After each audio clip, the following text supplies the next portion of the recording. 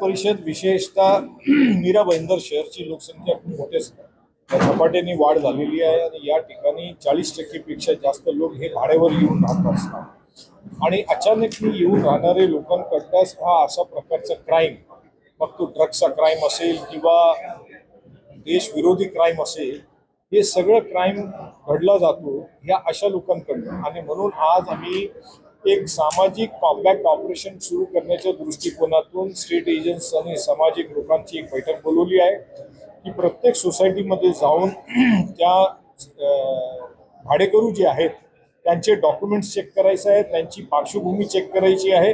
असं एक social combat operation आम्ही सुरू करणार आहोत. त्याकरता आज ही मीटिंग बोलवली.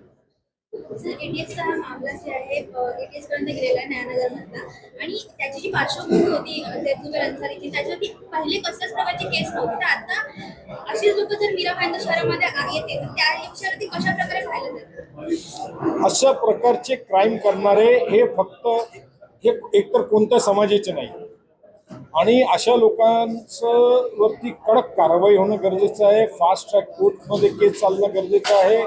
हे एक समाजाचे दुश्मन नाही, हे देशाचे दुश्मन आहे आणि यांच्यावरती कोणतेही प्रकारची कायदेमध्ये कमतरता करता कामा नये.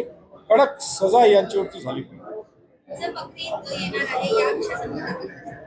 मी बकरी ईदच्या निमित्ताने विशेषतः आमच्या समाजाला सांगू इच्छितो की जर तुमची इबादतमुळे आणि कुर्बानीमुळे जर कोणाला त्रास होत असेल तर ती इबादतही कबूल होत नाही आणि कुर्बानी कबूल होत नाही. म्हणून आपण ज्या सोसायटीमध्ये राहता तिथे जर एखाद्या व्यक्तीने जरी तुमच्या विरोधामध्ये ऑब्जेक्शन घेतला असेल तर माझी आपल्याला हात जोडून विनंती आहे की तिथे आपण कुर्बानी करू नये. आम्ही जामे मस्जिद अल शम्सच्या माध्यमातून दरवर्षी SK स्टून या ठिकाणी व्यवस्था वेगळी करतो. कृपया करून त्या ठिकाणी येऊन आपण आपल्या कुर्बानीचं काम करावं.